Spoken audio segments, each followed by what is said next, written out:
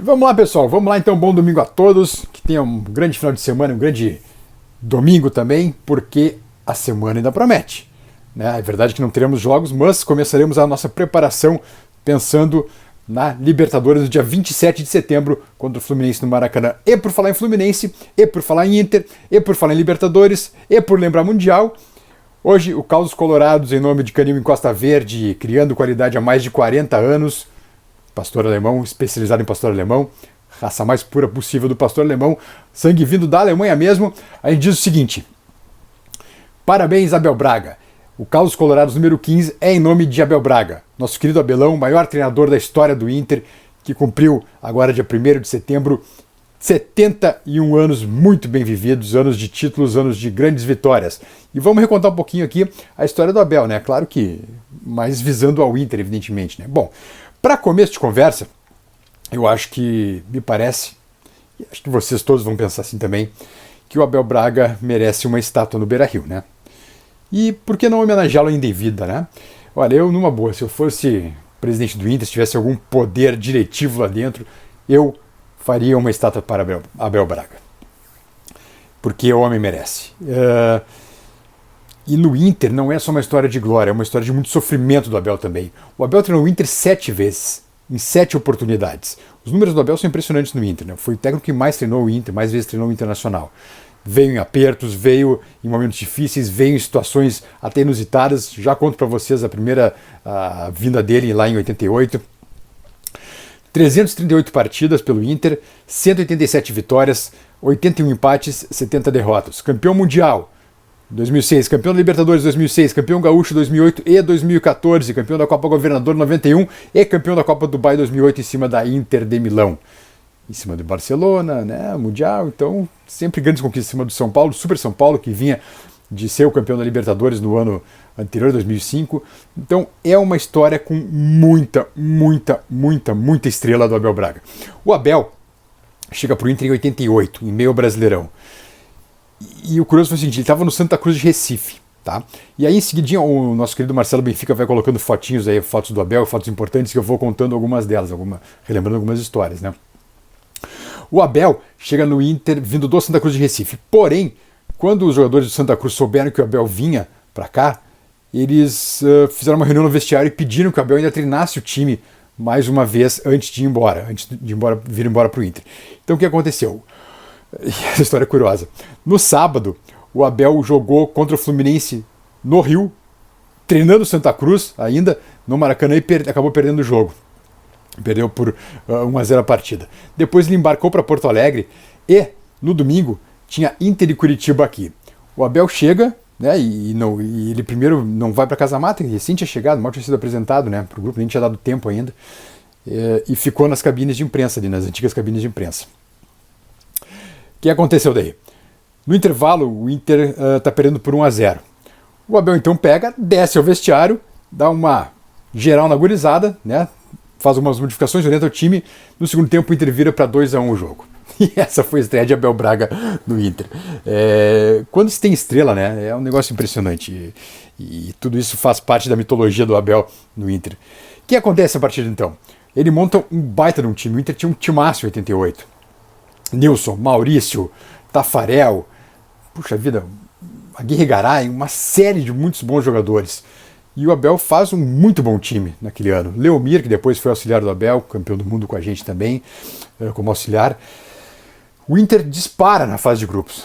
Na época tinha fase classificatória, fase classificatória e depois confrontos de mata-mata.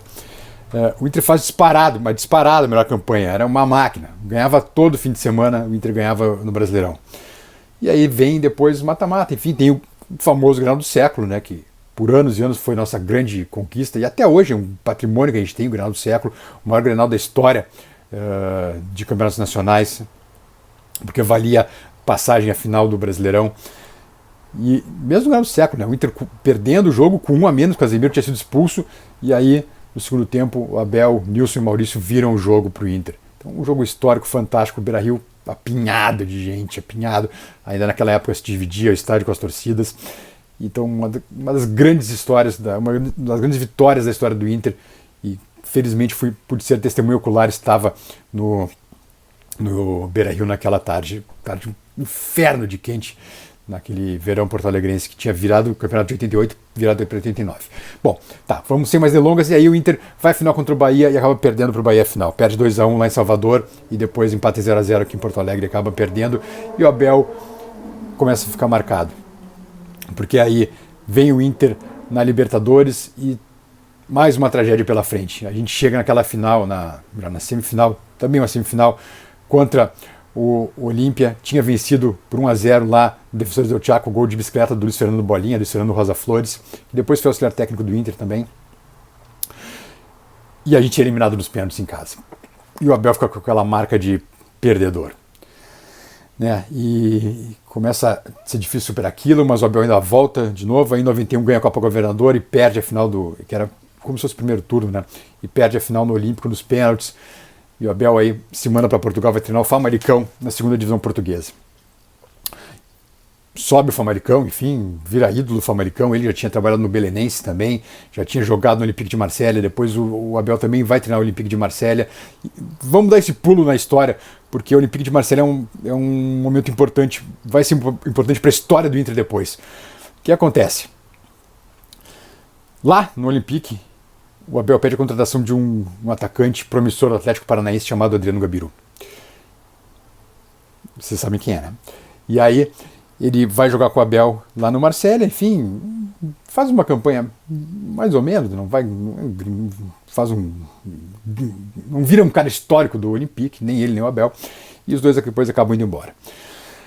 Em 2006, Abel Braga pede a contratação de Adriano Gabiru. Se reencontram aqui no Internacional, se reencontram no Inter. E o Abel, em 2006, perde o gauchão para um Grêmio que vinha da Série B. E aquela aura de perdedor segue massacrando o Abel.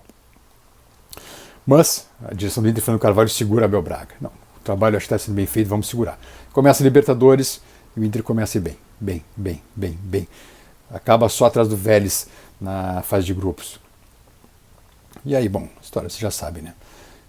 Vem LDU, vem Libertad, vem São Paulo, a gente é campeão da Libertadores, um título que eu jamais sonhava em ter. Então, foi a maior noite da minha vida foi aquela Libertadores no Beira-Rio. Eu fui de quase um infarto à euforia completa.